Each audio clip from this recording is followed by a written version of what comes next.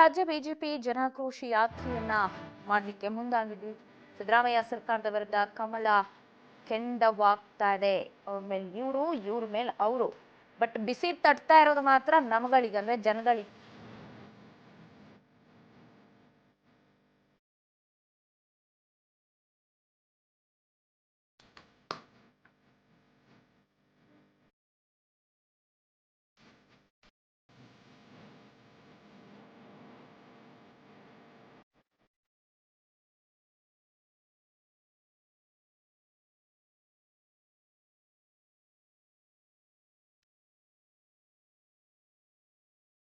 ಉಡುಪಿಯಲ್ಲಿ ರಾಜ್ಯ ಬಿಜೆಪಿಯ ಜನಾಕ್ರೋಶ ಯಾತ್ರೆ.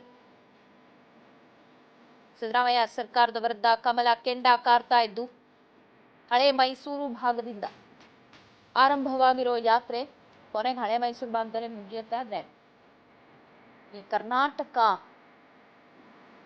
ಜಾಥಾ ಹೋಗ್ತಾರೆ. ಈಗ ಉಡುಪಿಯಲ್ಲಿ ಜಾಥಾ ಹೊರಟಿದ್ದು ಸಿದ್ದರಾಮಯ್ಯ ಸರ್ಕಾರದ ವಿರುದ್ಧ ಕಮಲ ಕೆಂಡ ಕಾರ್ತಾ ಇದೆ.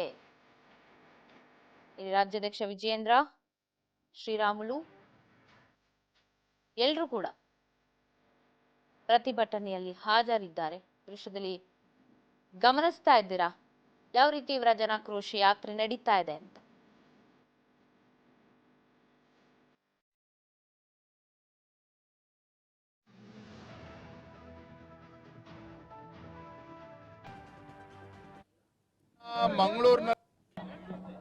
ನಾನು ನಿನ್ನೆ ದಿನ ಮಂಗಳೂರಿನಲ್ಲಿ ಜನಾಕ್ರೋಶ ಯಾತ್ರೆಯಲ್ಲಿ ಮಾತನಾಡ್ತಾ ಈ ಅಂಶವನ್ನು ಉಲ್ಲೇಖ ಮಾಡಿದೆ. ಹಿಂದೆ ಭಾರತೀಯ ಜನತಾ ಪಾರ್ಟಿ ರಾಜ್ಯದಲ್ಲಿ ಸರ್ಕಾರ ಇದ್ದಾಗ, ಯಡಿಯೂರಪ್ಪನವರು ಮುಖ್ಯಮಂತ್ರಿಗಳಿದ್ದಾಗ ರಾಜ್ಯ ಮತ್ತು ಕೇಂದ್ರ ಸರ್ಕಾರ ಎರಡೂ ಸರ್ಕಾರಗಳು ಸೇರಿ ನರೇಂದ್ರ ಮೋದಿಜಿ ಸರ್ಕಾರ, ಹಿಂದಿನ ಯಡಿಯೂರಪ್ಪ ಬಿಜೆಪಿ ಸರ್ಕಾರ ದಕ್ಷಿಣ ಕನ್ನಡಕ್ಕೆ ಮಂಗಳೂರಿನಲ್ಲಿರ್ತಕ್ಕಂಥ ವಿಧಾನಸಭಾ ಕ್ಷೇತ್ರಕ್ಕೆ 19,500 ಕೋಟಿ ರೂಪಾಯಿ ಅನುದಾನವನ್ನು ಕೊಟ್ಟಿದ್ರು. ಆದರೆ ಈ ಸರ್ಕಾರ ಬಂದಮೇಲೆ, ಸಿದ್ದರಾಮಯ್ಯ ಸರ್ಕಾರ ಬಂದಮೇಲೆ ಅನುದಾನವೂ ಇಲ್ಲ. ಮತ್ತೊಂದು ಕಡೆ ರಾಜ್ಯದ ಮುಖ್ಯಮಂತ್ರಿಗಳು ದಕ್ಷಿಣ ಕನ್ನಡಕ್ಕೆ ಬರೋದೂ ಇಲ್ಲ. ಈ ರೀತಿ ಒಂದು ತಾರತಮ್ಯ ಇವತ್ತು ನಡೀತಾ ಇದೆ. ದಕ್ಷಿಣ ಕನ್ನಡ ಅಷ್ಟೇ ಅಲ್ಲ, ರಾಜ್ಯದ ಯಾವುದೇ ವಿಧಾನಸಭಾ ಕ್ಷೇತ್ರಗಳಿಗೆ ಅನುದಾನವನ್ನು ಕೊಡ್ತಾ ಇಲ್ಲ. ಇದು ದುರಂತ. ನಾನು ಬಹುಶಃ ಸಿದ್ದರಾಮಯ್ಯನವರು ಬೆಂಗಳೂರಿನ ಮುಖ್ಯಮಂತ್ರಿಗಳು, ರಾಜ್ಯದ ಮುಖ್ಯಮಂತ್ರಿಗಳು ಅಂತೇಳಿ ಜನ ಪ್ರಶ್ನೆ ಮಾಡ್ತಾ ಇದ್ದಾರೆ. ವಾಲ್ಮೀಕಿ ಅಭಿವೃದ್ಧಿ ನಿಗಮದ ಹಗರಣ, 100 ಕೋಟಿ ಹಗರಣ, ಮೂಡ ಹಗರಣ, ಬೇರೆ ಬೇರೆ ಇತರ ಹಗರಣಗಳು ಆದ ನಂತರದಲ್ಲಿ ಅವರು ಕೂಡ ಇವತ್ತು ಬೇಸತ್ತಿದ್ದಾರೆ. ಅಭಿವೃದ್ಧಿಗೆ ಹಣ ಕೊಡ್ತಾ ಇಲ್ಲ. ಇಡೀ ದೇಶದಲ್ಲಿ ಕರ್ನಾಟಕ ರಾಜ್ಯ ಏನು ಹಿಂದೆ ಬಿಜೆಪಿ ಸರ್ಕಾರ ಇದ್ದಾಗ ಅಭಿವೃದ್ಧಿ ಕಾರ್ಯದಲ್ಲಿ ಗುಜರಾತ್ ನಂತರದಲ್ಲಿ ಕರ್ನಾಟಕ ಇತ್ತು.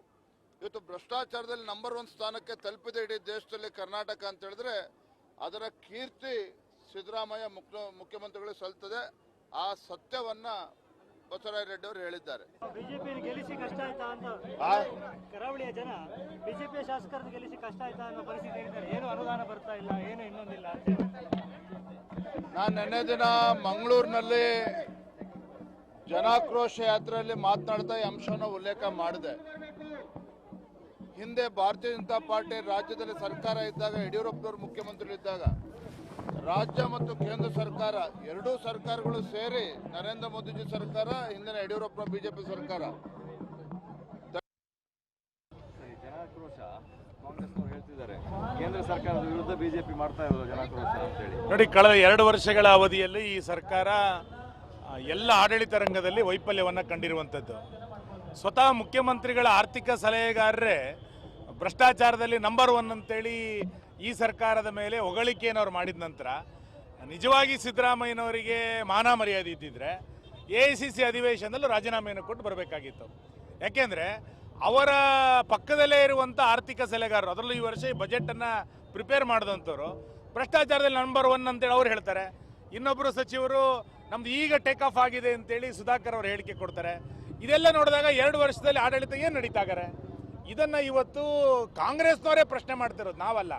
ಇಂಥ ಸಂದರ್ಭದಲ್ಲಿ ದಲಿತರ ಹಣವನ್ನು ಮಿಸ್ಯೂಸ್ ಮಾಡಿರುವಂಥ ಸರ್ಕಾರ, ಮುಸ್ಲಿಂ